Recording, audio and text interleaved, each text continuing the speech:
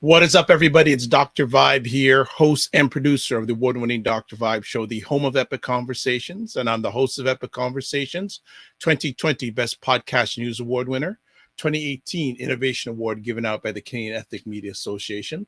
I also co-host and co-produce the only online show in the world for dads and fathers that is sponsored by Dove Men Plus Care. And being part of that collaboration last year, was part of a team that reached out directly and indirectly to over 100,000 fathers around the world.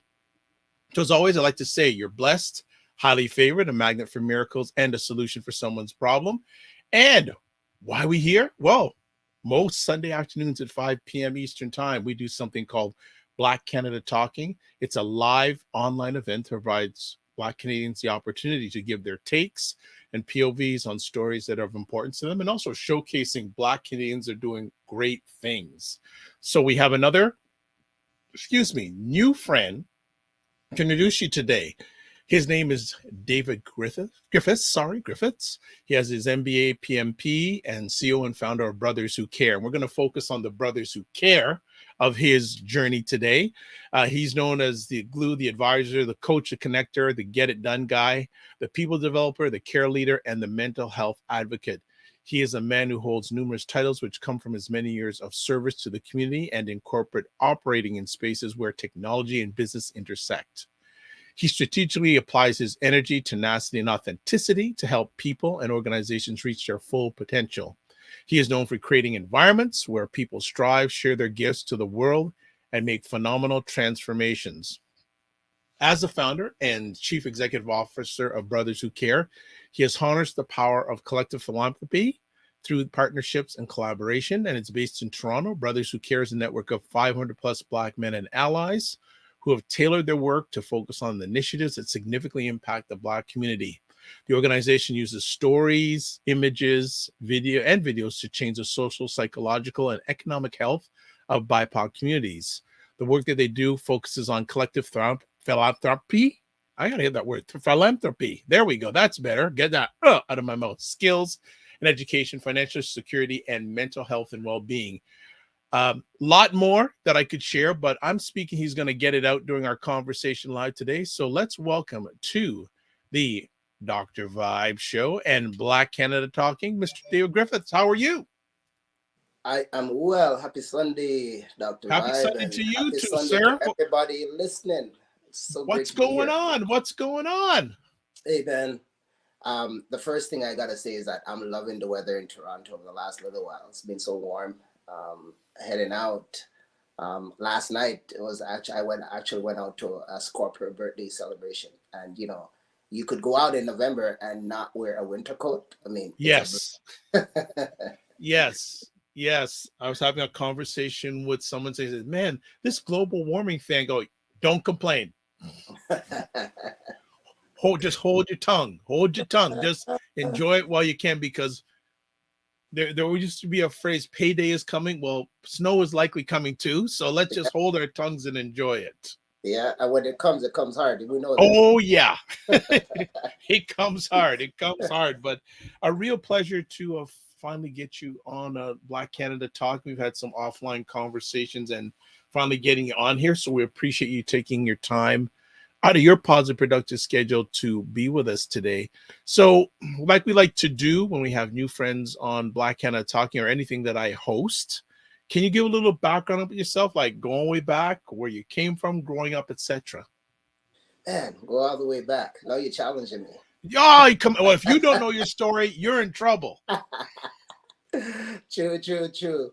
So listen, for everybody listening, I was born in Jamaica, to a big family, and we had 10 kids, but it always felt as if like everybody was just in our community. In our community, we had uncles, aunts, and it was just very tight knit. And we lived off the farm, and came to Canada when I was 14, and it was rough adjusting, right? But then I realized that these fundamental values that you grew up in sort of these, this community in Jamaica, where it was from humble beginnings, but just the sound values around spirituality and community and collaborating and giving back, you just never lose that. And if you ever run into a jam and you draw on those values, you're good, right? And so coming to Canada, I remember going to grade 9. Um, I had like this massive breakout, and I just couldn't connect with folks. And I found solace just volunteering. And I started volunteering that was when Toronto had the 6 boroughs. So there was York region. I volunteered with the York region community. Um, and, volunteering has just been a key piece of me, and this whole idea of social impact and sort of giving back has really just been breathed into me as my sole purpose, right? And I mean, fast forward, by the time I was done high school, I was already student council president, and I attribute a lot of that to those kind of fundamental values. um, so today I'm an associate partner with IBM, and that's what I do by the day, 9 to 5. And outside of that, you talked about Brothers Who Care, which we're going to be focusing on. That is kind of where the passion goes, right? And so my objective is, how do I merge the professional and personal spirit? Because in the reality, if you talk about global warming, you talk about everything else, soon enough, and it's already here. And one thing that the pandemic taught us is that our personal lives, our professional lives, and our community lives, like, Mm-hmm. they're not separate, they're intertwined. And so Mm-hmm. as we find a way to sort of integrate those pieces, that's when we become a more productive society. Love it. Love it. Yeah. Love it. Love it. I want to stay with the early days a little bit. Hmm. First things first, how was it growing up in a family of 10 kids? And how did you manage? And where are you in the rank of the kids? I'm the last one. And Oh, spoiled baby. The spoiled baby. All but here's the right. thing. I know a lot of people say that, when spoiled baby, but there are two phrases that come to mind when I think about me growing up as the last one. One, they used to call me wash belly, because Yes, I know the that idea of the term. wash belly is you're the last one coming out, right? So you wash the belly. And then the second thing is sort of this whole concept about your talawa, because I I felt know like that. as the smaller one, that everybody was just picking on me, right? Like I kind of grew up always having to fight for a position or to be noticed, and yeah, I mean, it was just fantastic sort of growing up. Like, you had so many folks to look up to, but at the same Mm, point in time, um you learn from everybody else's mistake, so you stood to benefit a lot from the path that everybody else went through. And mhm. then by the time it got to you, it was like, okay, don't do this, don't do that, don't do this, don't do that. And so there's a lot of tremendous value that comes from that, right? Nice, nice. Growing up in such a large family, and I'm sure there was extended family, was there a village environment in your growing up years? Yeah, well, I'm not sure what you define by village, but I mean, my experience, and if you're gonna kind of view this as village, is that there's probably about 12 houses in our community. Mm-hmm. And of those 12 houses, 7, 8 of them were like your aunts or your uncles, either on your mom or your dad's side. And so, it was back in those days, right? You didn't have phone or technology. But if you said something, or if you pick a mango or you pick an orange that you weren't supposed to pick, or you did something, by the time you got home, your mom already knew. Of course. you know so I mean, that whole concept of a village, and everybody kind of takes care of each other. I would say, yeah, that was very fundamental growing up. Good. Yeah. Uh, what did you grow up with both your parents? Because I don't like to make assumptions. Yeah, I definitely did. Grew up with both my parents. David Griffiths, my mom's still alive. My dad passed away when I was 9 years old. My uh, condolences. yeah, and my dad passing away, like, my mom just put tighter handles on you. And I think, we talked earlier about global warming. There's two sides of a coin. I think God put us on this earth to sort of make an impact while we're here. And then circumstances happen, and we need to make the best of the circumstances. So my Mhm. mom, in my opinion, did an incredible job of adjusting and making the best of the circumstances when my dad passed away at an early age. And I think it also kind of created an opportunity for me to come to Canada. I came to Mm-hmm. Canada to live with my oldest brother, Okay. who Trevor Griffiths, who created a space and an opportunity for us to be here. And I have so much to thank him for, because without him making that sacrifice, and his wife Carol Griffiths, to sort of bring the family members of the family to Canada, then I wouldn't be where I am today. So, I give a lot of thanks for that. Just want to see if you want to chat a little bit about this. Does the loss of your father at such a young age have any impact on the work you do today?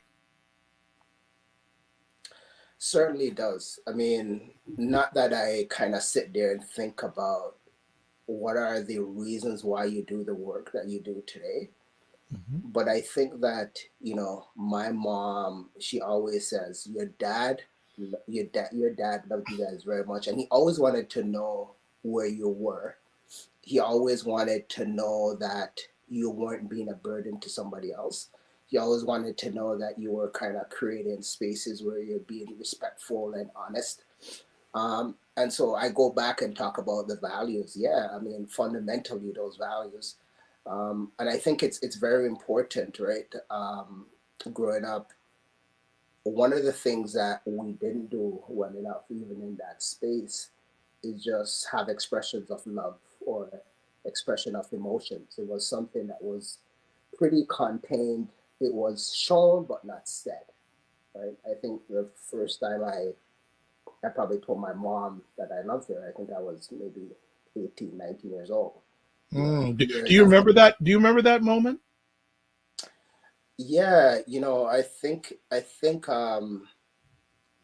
so actually I think I was 18, and that moment was when my mom came to my high school graduation. And everybody's kind of busy, kind of doing their own thing, and my mom came to the graduation by herself. And high school for me was just like an incredible moment. Thinking from the point where I came to Canada, how I started, and where I ended up, being high school president. And my mom, she's always kind of recounts the story around. She was kind of sitting there, and I got, um, I got a number of different awards. And one of those awards that I got was excellence in sports and academic, combined. And my mom had all these tears in her eyes, right? And I Mm. think it was at that moment that I said, "I love you," right? Oh, Yeah, nice, nice. yeah. Um, when you shared me, or when your bio was shared with me, education seems to be very foundational with you. Education excellence. Who instilled that in you? Um, my mom and my dad.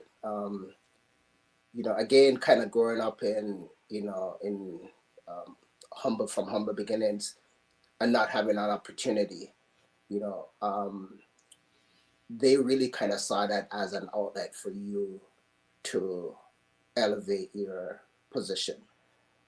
And so there was a lot of focus that was placed on your financial position. But as I sort of reflect back, it's psychological, it's social, it's so deeper than that. I think my younger sister Stephanie, who is a child before me and myself, we I think we were the first ones to actually get a university degree in Canada. But my mom had always sort of made a point to get us to school through whatever means necessary, right? Mm-hmm. Like I remember there are days where we just didn't have enough for lunch or, you know, taxi, and we'd be walking where we can, and eating what we can, and it really kind of taught some valuable lessons. I think for me, I remember I went to Manchester High in in Mandeville, and I remember between Monday to Fridays when everybody was going out to buy like KFC or juicy beef patty or whatever. Mm, I couldn't do that, right? I couldn't wow. do it. Right. But I think kind of some of the growing up, like we grew up on a farm and we sold peas and yam and all this other stuff, and I used to like I have my own little bed of farm products that I grew, and I would sell when my mom is selling stuff. I would sell my own stuff, Right. and for me to be able to not be left out of the clique, I would save whatever dollars I can during the week so that on Fridays, I went out and I was having juicy beef or I was having KFC, right? Yeah. So, it's kind of like that cool entrepreneurship spirit that is built into you because of your circumstances. And I think at the heart of me, I've always been an entrepreneur. Mm-hmm. But what's kind of really important is that not to be an entrepreneur to financially benefit off the back of others, but to be an Right. entrepreneur to provide services that's going to benefit everybody else. Got it. Got it. Yeah. When you arrived in Canada, seems for a number of years, you were doing a lot of volunteer. Well, you're still doing today, but where did you get the in the go getter to be? Yes, you're an entrepreneur, but also a volunteer. You've done a lot of volunteering in your time. Yeah, tremendous. As- you know, it's really just following the heart, right? I think that's kind of the key thing, and following the need. Like I think back and yeah, I've done a lot of volunteering, but it's that desire to do something to be better in this world. I grew up so I grew up going to church every Sunday and going also to youth Sundays and singing in the choir, and I think at the core, the one thing that doesn't sit well with me is when our experiences and society allows us to take advantage of other people. And so for me, that's like really core to what I do. But yeah, but the whole idea of kind of volunteering and giving back is that whole desire to make a change and to make an impact in the world. Is that also something that was you got from your parents? Yeah, even though my mom had 10 kids, it always felt as if there was like 20 at our Wow. house. you know um I always kind of I tell my son the story about an ice cement. I don't know if you know what an ice cement is, right? So I mean, like we have kids now where it's like everything is at their disposal in Mm-hmm. abundance. So I remember we'd go to the store and we'd buy like four ice cement, and you'd come home and there'd be 100, like a whole bunch of kids that are wanting kids. And my mom would take a stone and break the ice cement and then take little pieces and give to each other. And so that whole idea of sharing, of regardless of your situation, finding it within your heart to say that I could always share. I could always share what I have. And if we all do that, then I think us as a society would be in a much better position. I think people get into this notion around this is all mine and I've got to consume it. And they're over consuming, right? As opposed to kind of saying, well, the other people that are in need, like how could I share what I am and what I'm about and what I have and benefit? And I think, I also, even though I'm saying that, I don't believe in just handing out, right? Like I think I'm a capitalist at heart too, because I also believe that folks need to step up and work for what they desire in life and cannot just sit here and expect handouts. Excellent. So just taking a reflection, you had a lot of experience volunteering. You've had a lot of success business wise. What gave you the thought process of starting Brothers Who Care? Um, so I think that there is a couple collision course of events that led Okay. to the creation of Brothers Who Care.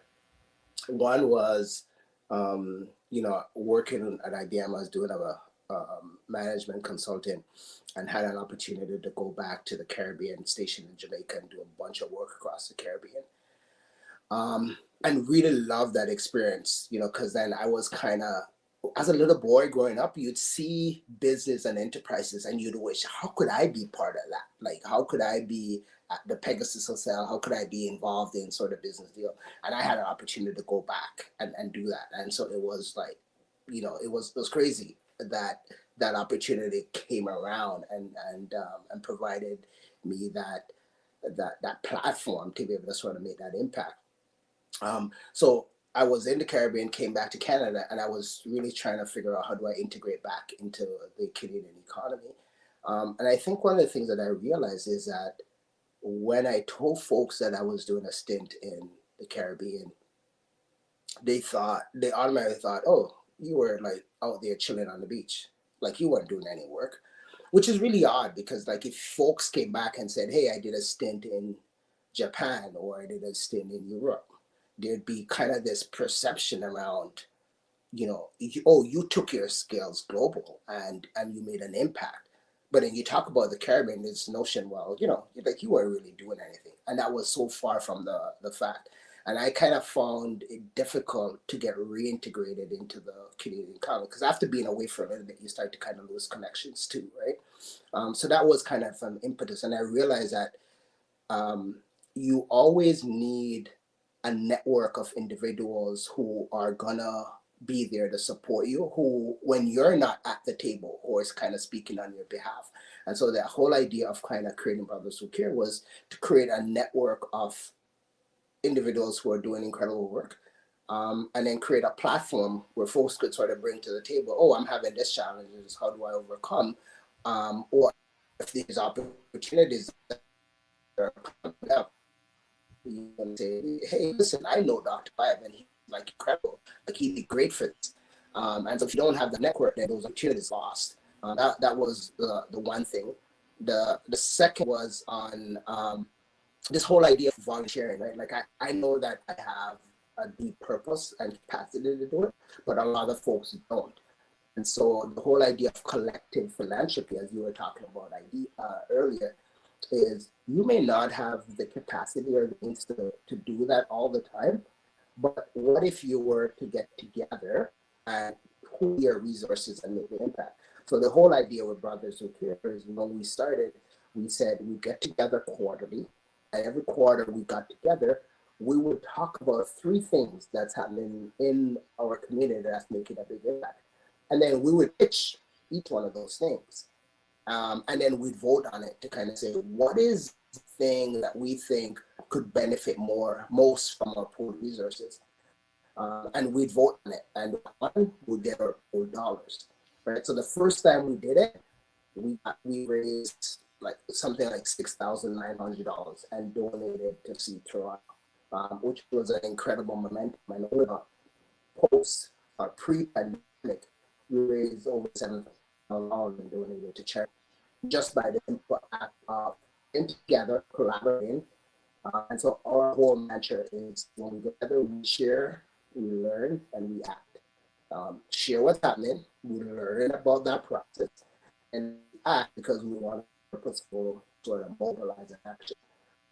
Those 2 drivers. And then the third for me was I work in a very stressed environment, and there was a couple instances where I had situations where I didn't allocate or attribute to stress or mental health, and then kind of reflect back is that, hey, like you actually broke in this process, right? So there was at one point in time when I was in the office and thought I was having a heart attack. David, can I excuse you just for a moment?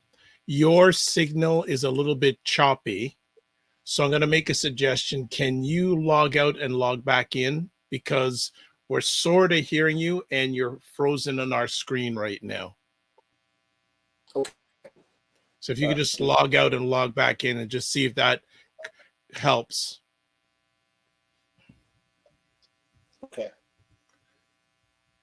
Okay, so just so the interruption there, yeah, the last few minutes, David's reception has been sort of shaky, so to speak, and the audio wasn't great. So, I've been around long enough. People will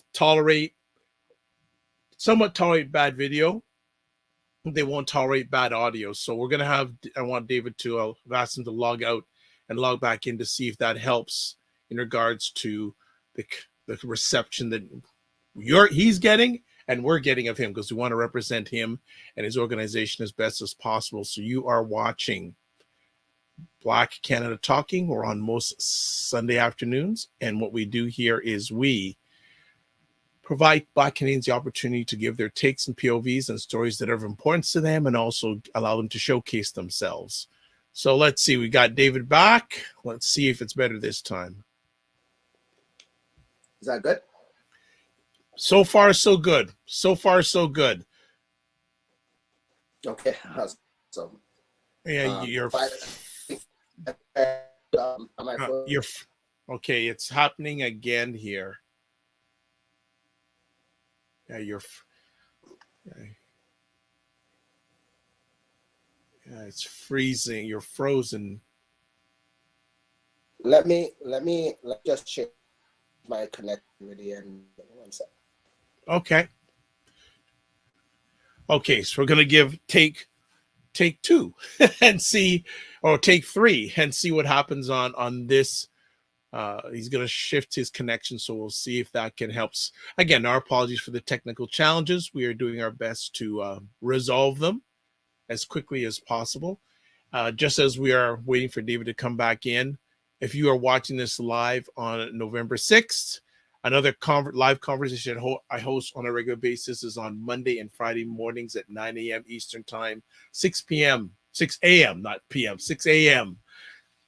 Pacific Time, with Ryan Knight, who is the executive director of the Afro-Canadian Business Network. And we host something called the Morning Vibe. So if you're watching this live on the November 6th or before November 7th, this Monday and Friday, we're going to be speaking with some of the restaurants that are participating in the Buy Blacks Restaurant Week 2022 Fall Edition. So if you are a food or into eating food, supporting Black businesses, certainly check us out. So wherever you're watching this conversation, if you're watching it live, that's where you can catch that conversation. And I want to encourage you also for you to subscribe so you get notifications when we have upcoming conversations. And we are blessed to have Dr. Tachi with us. Dr. Tachi hosts the livest program online about media, tech, and pop culture. It's on 5 p.m. Wednesday evenings Eastern Time on Instagram, and then 6 p.m. on a number of different platforms: Facebook, LinkedIn, YouTube, all over the place. It even broadcasts in the Caribbean. So it's great to see her as always. Thank you, Dr. Tachi. Let's see if David is back with us now. That looks better. Awesome. There, the 150% better. Thank you for taking the time to raise the bar, so to speak. All right, thank you. Okay, so let's go back and let's revert back. As I said before, we had our technical challenges. You had coming to Canada, you had a number of years while in Canada, great business experience, volunteer experience. What brought you to the crossroads to start the organization, Brothers Who Care? Right. And so I think I was kind of going back to, there are 3 reasons. Yes. One is the ability to create network, to mobilize folks. And I've always kind of been known as the guy to be able to bring folks together, right? And so that whole idea for a network of where professional men, Black men, could come in and have a support mechanism to talk about, hey, I'm facing this challenge at work. Like, how do I overcome it? Or, there's an opportunity that's coming up, then how do I get aware of it? And if you're not in the room, how do those opportunities get advertised? And the second was this whole idea around collective philanthropy, around I love to give back, but a lot of folks I know want to and can't. And so the idea is that you could pool your resources and make a bigger impact. So we had this whole idea, the concept around Brothers Who Care is that every time we got together, we would pitch 3 big ideas that were creating a big impact. And we would pitch the 3, vote on the one that we thought could benefit most from that time when we were getting together.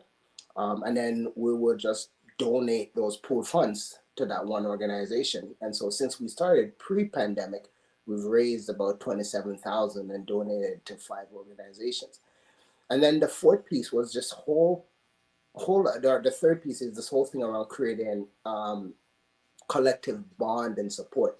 And so for me, I work in an environment where it's highly, highly stressful, and didn't realize at the time that there were certain things that were playing out in how I was showing up at work and at home and as a person, and from a health-wise perspective, that was related to mental health and stress. And so the whole idea was to kind of become laser focused on that and kind of figure out, well, how do you identify these things early, and then what do you start to do to navigate around it? So hence that gave the birth of Brothers Who Care. I was actually having a surgery when, my friend Kevin Springer came, and we were having a conversation, and he was the one who introduced me to the 100 Who Care concept.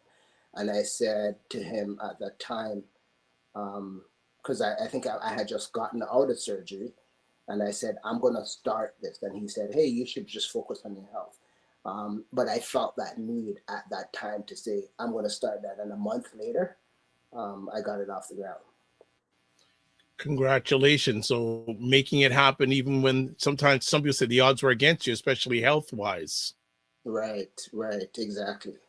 Excellent. So for people who are watching live on the replay, I'm just taking you through the website. This is what you'll see when you go to the website and you see Brothers Who Are Caring, and you see the 4 pillars, the mental health hour, I see me, leg up, I am. So why don't we talk about, okay, actually, you know what?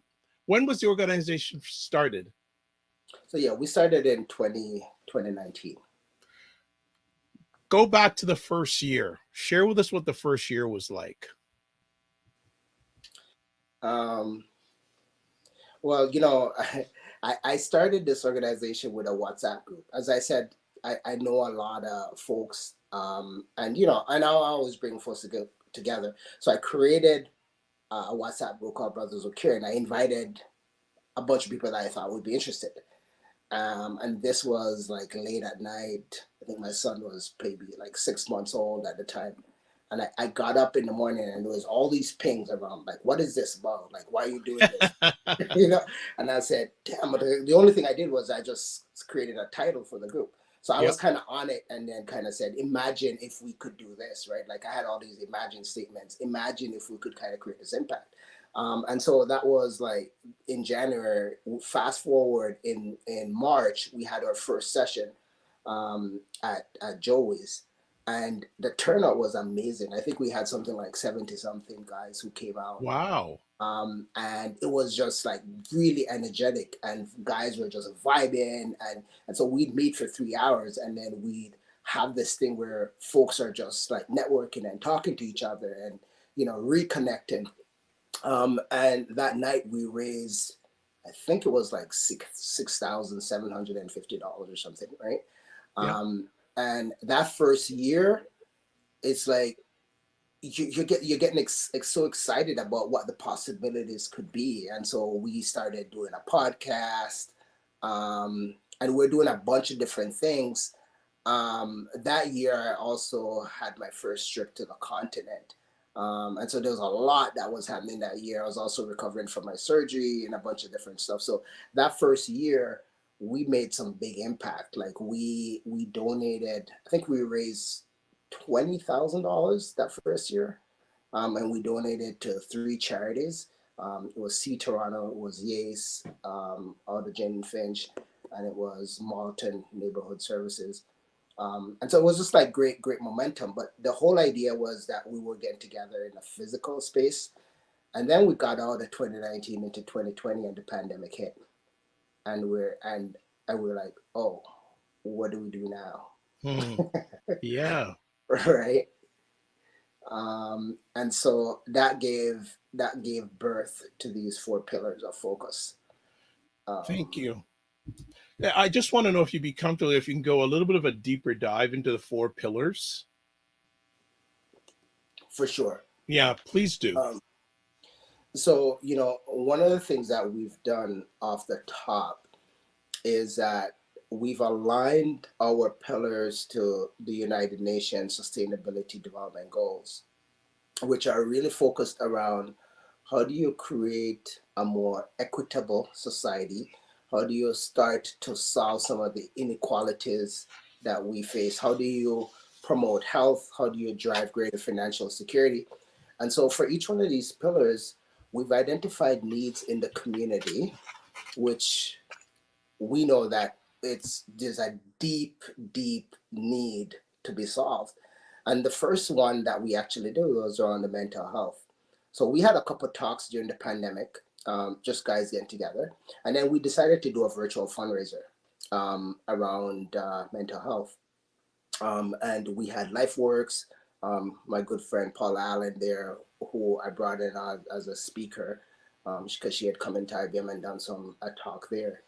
And we did this talk around mental health, and the whole idea was around having Black men talk about mental health and breaking down the stigma associated with it, and it was amazing. I think we had a turnout of probably about almost 50 individuals on this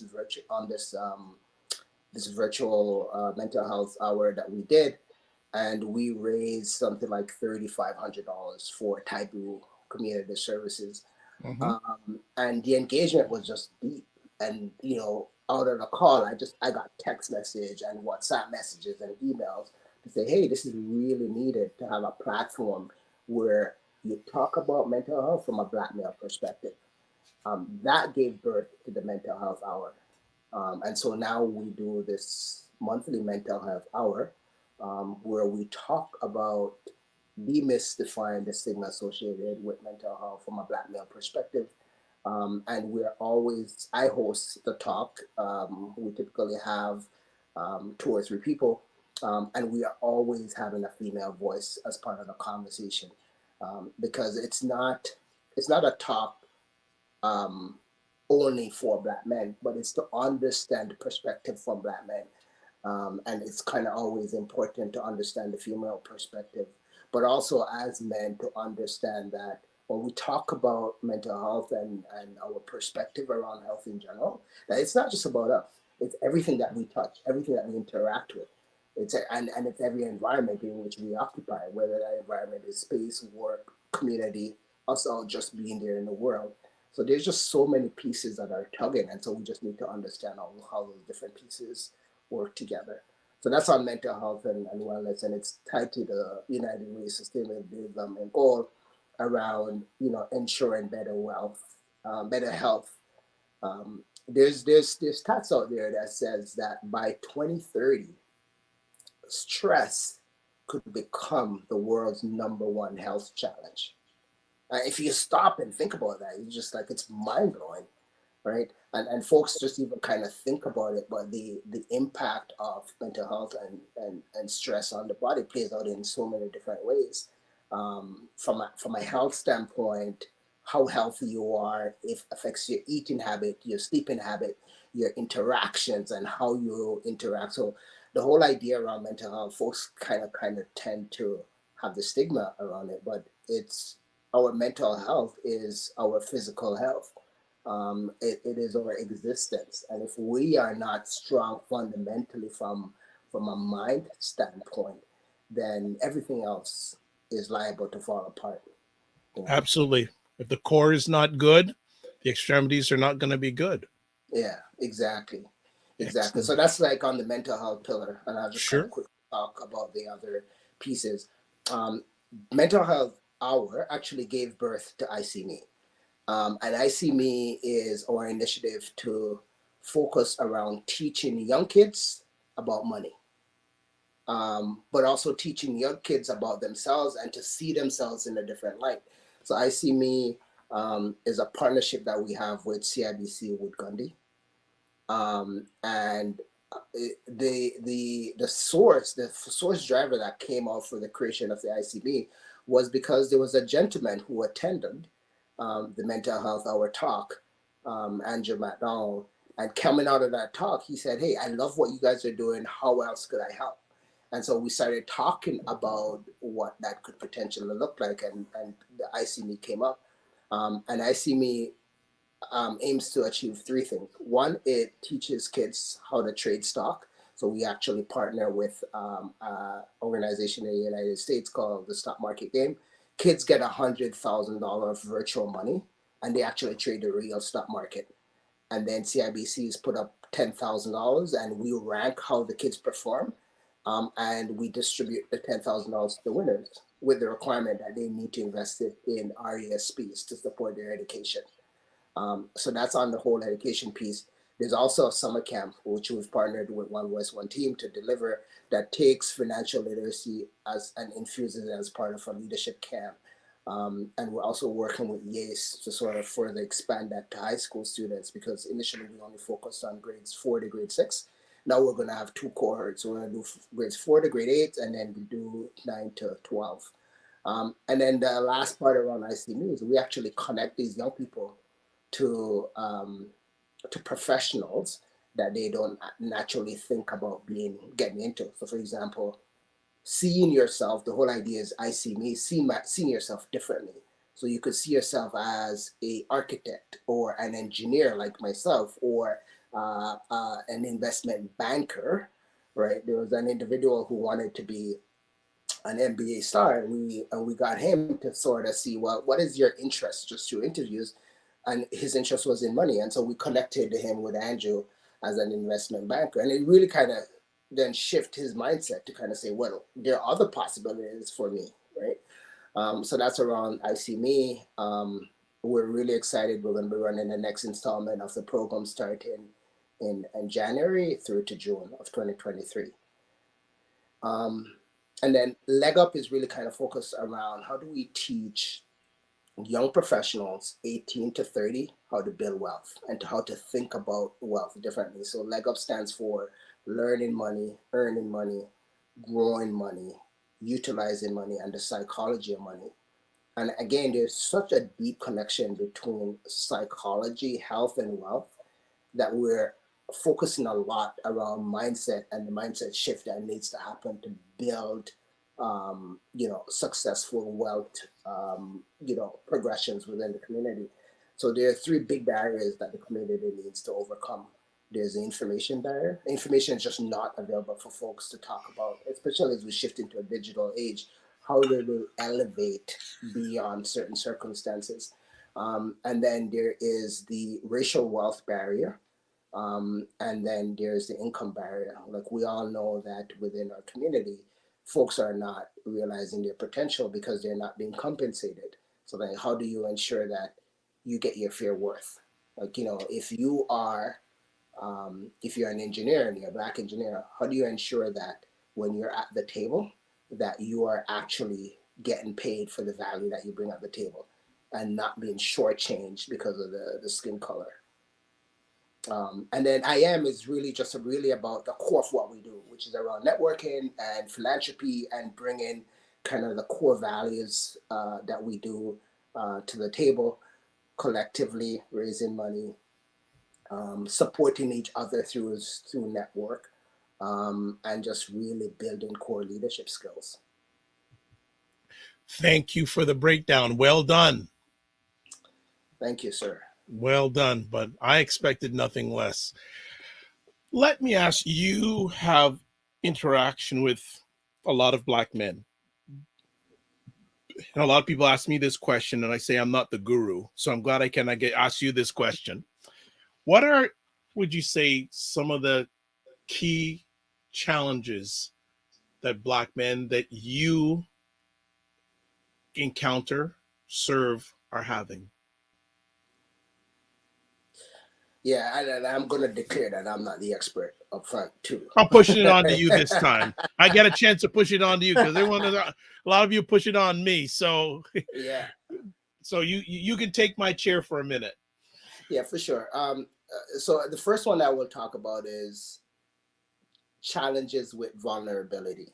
Like, I think that as Black men, and I think as men in general, you're expected to be kind of this tower of strength, right?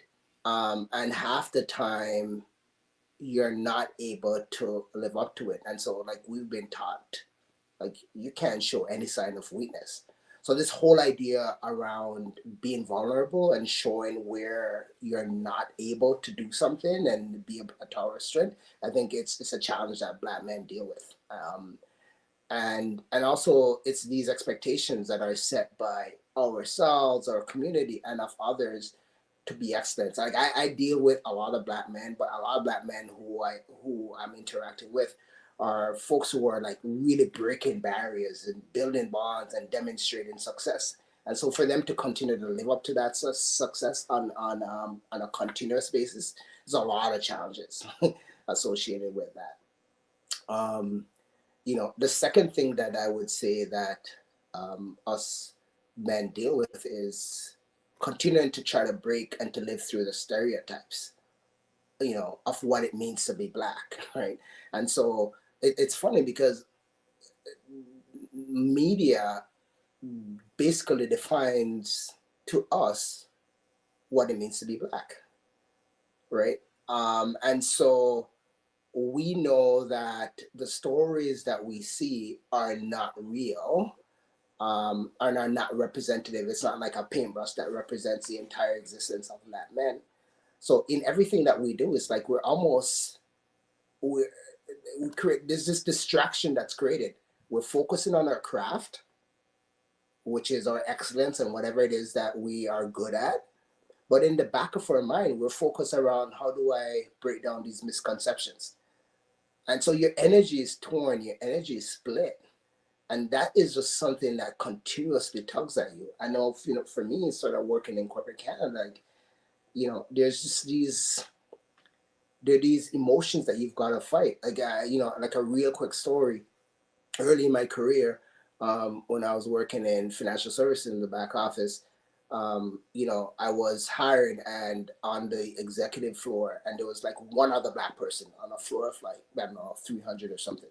And an executive walks by, and I didn't know he was an executive at the time, but he was one of the top executives, walks by, sees me there, and it just happened that the HR person was at the desk. And he looks at me with this weird look, walks by, and he comes by, and he does it a couple of times. And then at one point in time, he stops, and then he says to the HR lady, he says, "Colleen, what is this?"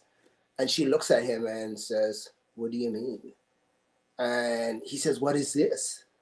And then he says, "Oh, so you just go around making these decisions without consulting me?" And then he just walks away.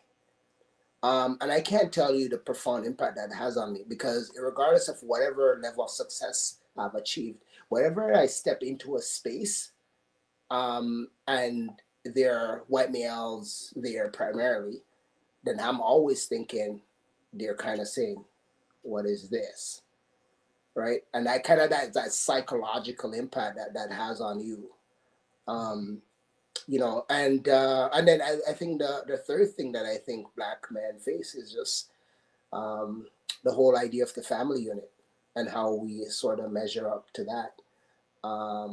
Because there's, as you started out the conversation, asked me if I had both parents at home. I think that the psychological trauma that that slavery has had on us, is far reaching than just a dual parent home. It has so many different impact in how we show up and how we think. It has impact on our financial security. It has impact on our mental stability. It has impact in the examples that we set for our children. And it's the reason why we're focusing on the pillars that we are, because those are core fundamental problems that needs to be looked at. And part of it is just being actively engaged and actively doing things to break down those barriers. Okay. And Dr. Chachi is saying, wow. So it sounds like you're dropping knowledge bombs for everybody. This is good. What so I know your organization holds events on a regular basis, and I'm speaking that you're going to share some of them upcoming events before we leave today. Do you have any initiatives in between the events? Are there ways that men stay in touch in between the events? You know, That's a blind spot for us that we haven't really figured out how to solve. So we have a WhatsApp group with over 100 and so men that are part of that group. And there are things that come up intermittently that folks are either just commenting and then sharing. Our goal and to solve that blind spot is to take that community experience and to kind of put it on a platform where there'll be more active engagement. But and that's just for the men in the group. But Mm-hmm. in between events, we all our programs are set up to have these things that are just ongoing. So for example, our leg up program, which we are teaching individuals between ages 18 and 30 how to build wealth.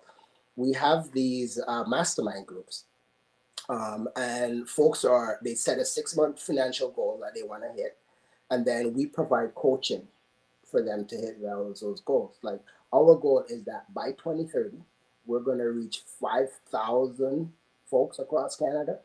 We're going to put at least 500 people through mastermind groups, and we're going to create 50 millionaires. And these are kind of focused around how do you take a goal that you have, and then how do you execute in a controlled environment? How do you get the coaching to actually realize that goal? So that's active. That's always happening in between Mm-hmm. events. Mm-hmm. And the same with the ICME program. Like when we launch it, then it's just a continuous engagement of kids learning about stock market and then kind of interacting on their own in between times that we're meeting. But then we also have these large events. We're pretty active on social media around mental health and sending out messages and driving connections. Our next mental health hour is on November 10th, this Thursday.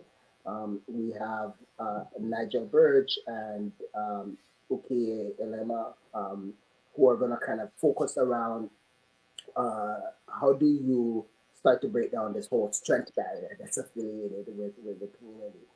Um, but in between those, we're just promoting active things that we're doing around mental health and wellness, whether those are facts, key messages, events that are happening, how we engage with community, how we start to collaborate.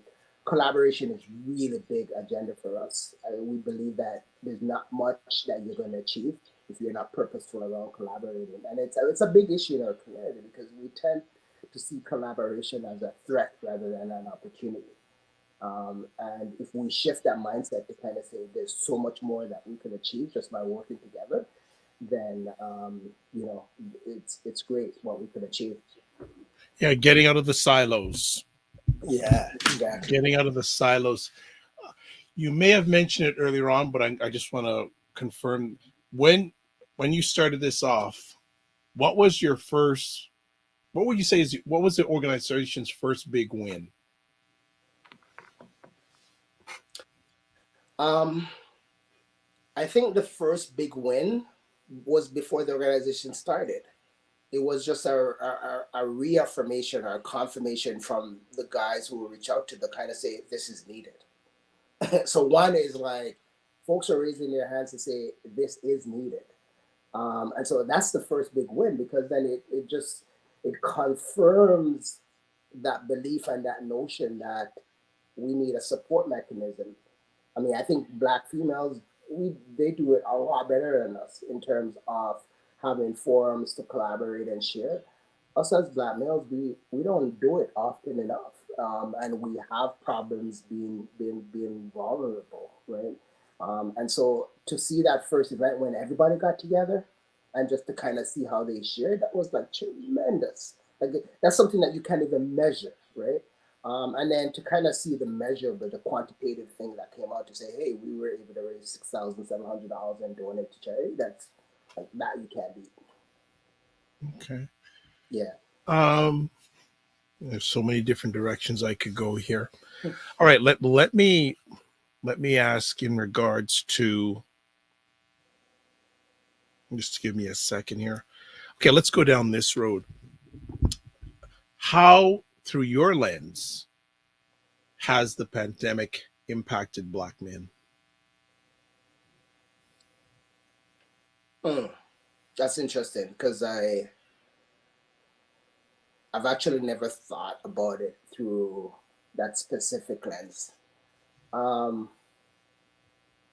But now that you're raising it, I think that there's a couple of things that we could focus off, and I want to go back to the mental health piece. I think that it's challenged us to rethink our perceptions that we have around mental health, right? Um, because all of a sudden we were shifted to a space where everything slowed down. And all of a sudden we're in a space where we were challenging our purpose and why it is that we're here on this earth. And all of a sudden we realize that our existence at home, at work, in the community, that they're intertwined. And we've got to kind of figure out where's that balance, right? And all of a sudden we realize, well, when you talk about mental health, that it's not a problem that happens at work. It's not a problem that happens at home. It's not a problem that happens in the community. But it's a problem that sort of interweaves each of those, modes of existence. And as you start to think about that, then you realize that it's about me being better. It's about me not passing judgment. It's about me being honest with myself around some of the things that are bothering me. And it's about opening up communication. And so, we're hoping that as, for Black men who are watching, it's about let's be open to having these conversations. Let's be open to really address not the symptoms, but kind of the causes of our existence and where we are, why we are where we are today. So, someone who I have not seen for a long time, Simone Jennifer Smith, says he has such a powerful individual. He's such a powerful individual with a presence. Respect this man to the fullest. Good to hear from you, Miss Simone Jennifer, as I call her, Simone Jennifer Smith. Uh, One is what? incredible. Yeah, from your lens, where do we need to put our energies in helping Black men? You've spent time talking about mental health. Are there any other areas that you feel energies need to be to provide help and support for Black men and those who love them to move forward? Yeah, I mean, another area is around building our financial security, right? There is so much exposure there that I just really think that we need to focus around how do we kind of close that. And I think through our leg up initiative, we're gonna do like a significant damage. And how do we partner and collaborate to sort of drive through that and deliver on that message, right? Um, the other area that I think is just an expression of love, right? I think that we are just not doing that enough. Um, we get into sort of this shame and blame mechanism because of whatever has happened in the past, whether that is, instability in the home environment, whether that is crime that we see that reflects negatively on that a few do that reflects negatively on an entire community. um, I think that we just need to provide this reassurance to our Black men that they are great, you're strong, you're loved, and that yes, there are some challenges that. So let me just sort of back up. As Black men, we're probably the only race that carries the burden of everybody else in our community, whether that is great or bad. Like we're carrying that burden. And I think we get weighed down more by the bad things rather than the good stories. And so our focus around telling, using videos and images and stories to kind of tell these positive stories, that's what we need to do. That's going to elevate the faith and the strength of the Black man. We need to continue to do a lot more of these things. And when we do a lot more of these things, then we start to shift that mindset. It's a mindset shift that needs to happen. Okay. Simone Jennifer says, yes, leg up mastermind group. And also says, big, hairy, audacious goals. The BHAG, as we call it. Right, right. Absolutely. What what message do you have to the partners of Black men? The partners. Um, so, this whole idea that as Black men that we are not fallible, like, let's break that down, right? um, we have insecurities, and the challenge is that we're not always going to show it because we've been taught not to, right? And so, as partners, we've got to be able to demonstrate understanding. So, demonstrating understanding starts with showing empathy. And when you start to show empathy, you don't come from a place of knowing, but you come from a place of seeking out what the truth may be, and trying to work with it through a different lens, right? And so, like, I remember when I was working in the U.S. at Nortel, they used to have these diversity and equity inclusion groups, and I remember the instructor kind of saying, "Can you see your own eyes?" And if you can't see your own eyes, then when you look through the world, you've got to be able to kind of reflect and see the world through a different lens. I think if we do that, then that starts to shift. And so for partners, I want to say demonstrate empathy, listen, don't judge, try to see the world through different eyes, and understand too that we have a responsibility for our young men. Like, I'm so hyper focused around what example do I set for my son, and not just my son, but an extension of my son, like, and my daughter, um, because it doesn't matter what you do.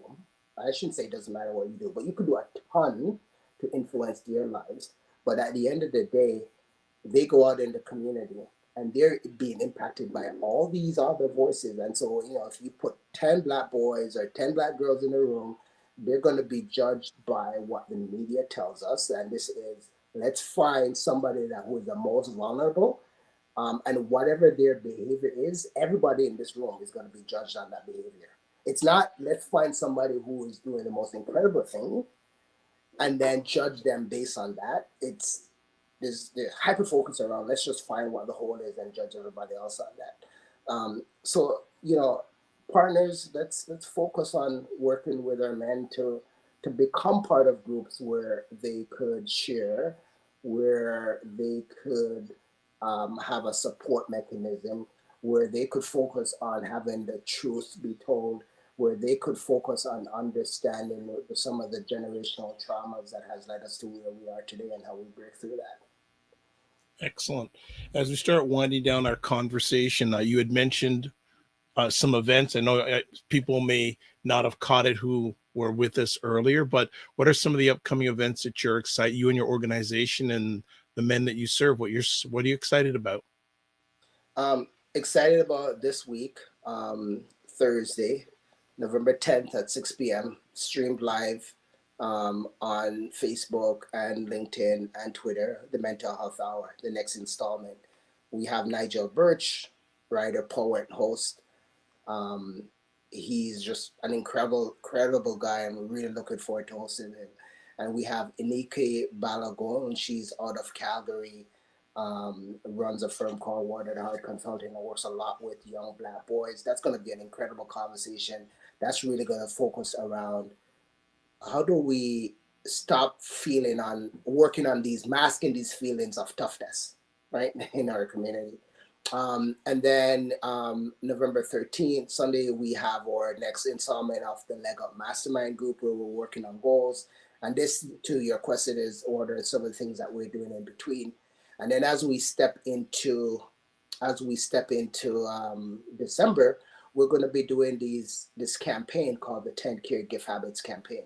December is always a tough month for me because, that's kind of when I lost my dad, like during those holidays, Christmas holidays. And it's focused on such gifting and all of that. But, our 10 Care Gift Habits campaign are some of the things that we could be focusing on to make that holiday period a lot better. So, for example, the gifts of love, the gift of self, the gift of laughter, the gift of sharing. Like, as a little boy, I never received Christmas presents, right? But that was always such a fantastic time because we'd be having sorrel and cake and just sharing and doing all these different things, that it was just such a beautiful time. And I think that we've missed out on that because we're now so, it's so commercialized, and we're kind of focused on gifting, for example. um, and then we're also going to be doing a session December 11th that's focused around where health meets wealth. And that's kind of where we're going to take some of the principles of Leg Up, and we're going to bring it to the public, and really talk about that connection between our financial wealth and our physical health. Excellent. So if you're watching this live or on replay, unfortunately, if you're listening to this on replay, unfortunately, you can't see us, but you can see on the screen their Instagram page at CANBWC. And I'll also bring up again the website so people know what the website's all and what it looks like. So bring that up there. And we will say this has been another epic conversation, as always. Just wanted to make sure that's their pillars, but I just want to go to the rest of the website. So we just have a look at it there, also website. What does the organization need the most, or some things you need to move forward to help more Black men? What do you need?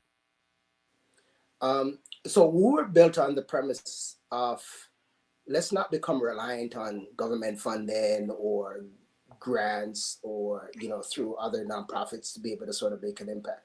Let's really be hyper focused around what are some of the things that we could control to do that. And some of the things that we could control is pooling our resources. Some of the things that we could control is working with key partners to bring resources to the table.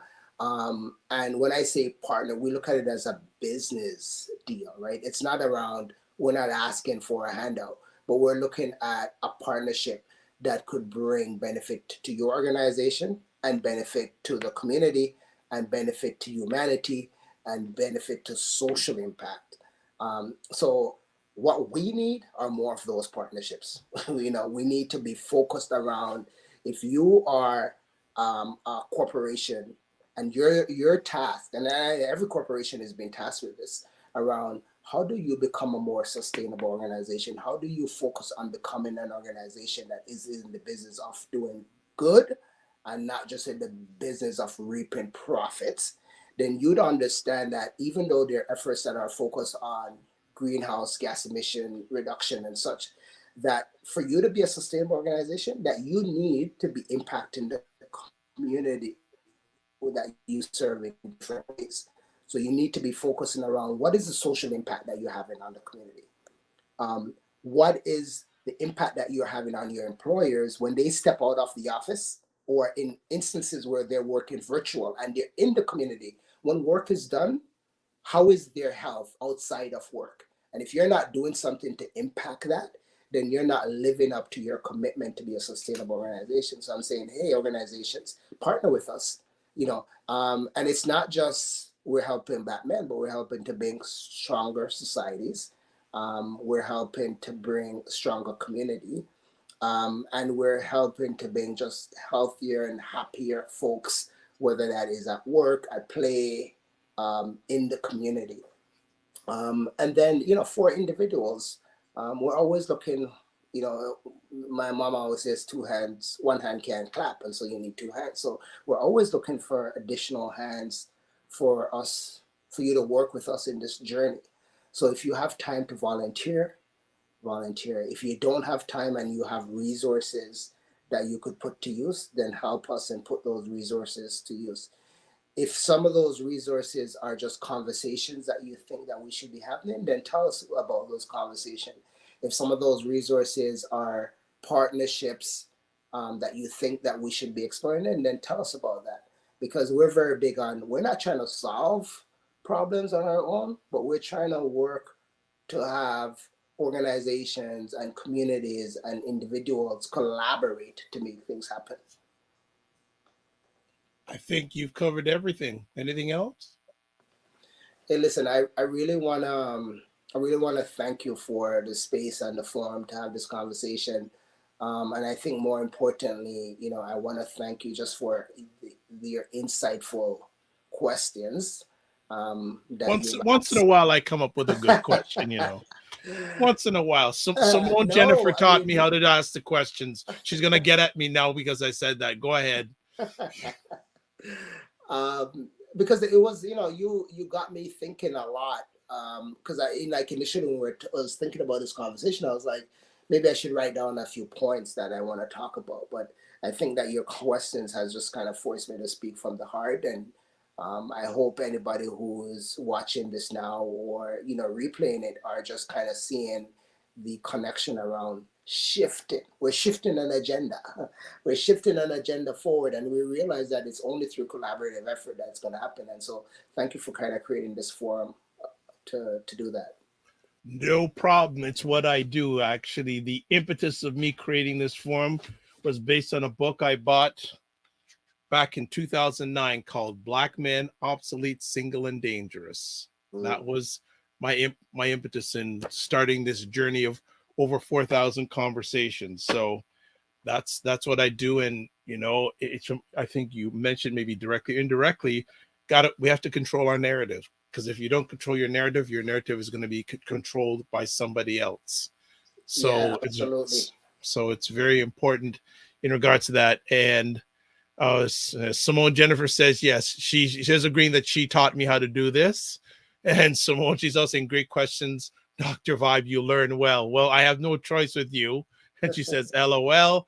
And yes, powerful book. So anyone who doesn't have that book, you should read that book, because it's a powerful book that I bought.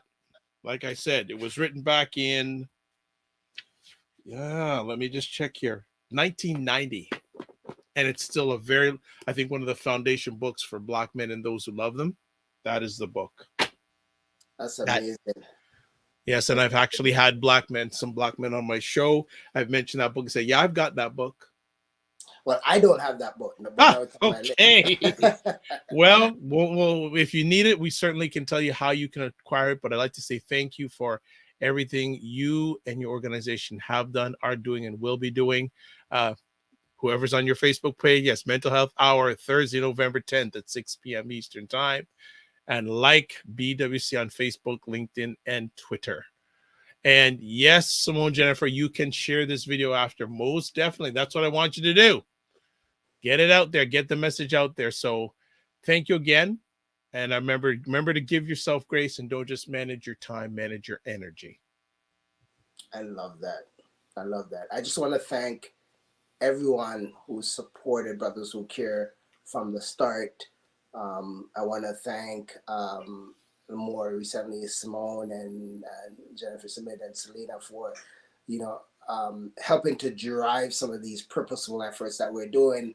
I want to thank for all our board, our leaders, volunteers that have raised their hands. I want to thank our sponsors, that has stepped up: CIBC, TD, LifeWorks. We've done some stuff with the Royal York Hotel, and Seaford Pharmaceutical are some of the corporations that we've been working with. Your efforts are incredible.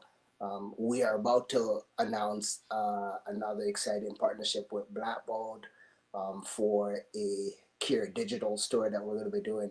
And our whole concept is, we believe that partnership is meeting philanthropy at that stage, and that private corporations and the need for private corporations, but also the need for human impact, that those things are colliding. And as those things colliding, then we're going to need to be more purposeful around the work that we do. And it's not just for profit, but it's around how we shaping humanity. And so everything that we're doing is going to be focused on that. Yeah, purposeful and intentional. Yes, profits and purpose are colliding. Exactly. Yeah. So Simone, for some reason, says David is the man.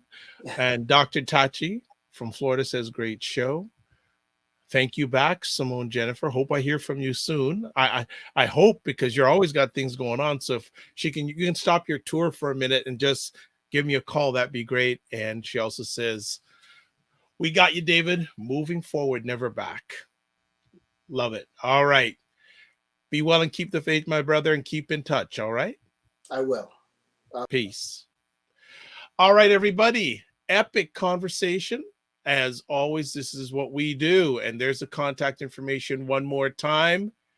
And I'd like to say thank you for everyone who watches live on the replay. It's appreciated, not taken for granted. Just a few other things. If you want to catch me, I'm on Sunday, 5 p.m. Eastern Time, Monday and Friday mornings, 9 a.m. The Morning Vibe, co-hosting with Ryan Knight, who's the executive director of the Afro-Caribbean Business Network. And 9 p.m. on Saturday evenings, I host and produce State of Things with Aisha and Jill. That's Aisha K. Staggers, Jill Jones, and Laura Lala Key, where they discuss mostly social political stuff going on in the United States of America. So I just wanted to share that out. So a few last closing things. If you want to catch replays of Black Canada Talking, well, that's you can catch them at the Dr. Vibe Show on YouTube and Facebook. My website, the DRVIBESHOW. You can catch replays there. And if you'd like to promote your business or service on your show, contact me at dr@the DRVIBESHOW.com. So as I always do, this is where I close out and I say, live your life as a dream. If you can dream it, you can make it. Sometimes you have to get small to get stronger. Block assumptions and aim bigger, aim better, aim higher, aim wider. Love, faith, and respect. And remember to give yourselves grace. Please subscribe wherever you're watching this. Subscribe to the Dr. Vibe Show so you'll get notified. I think subscribe and get notifications on upcoming epic conversations. God bless. Peace to all. Keep the faith and walk good. And we'll see you soon.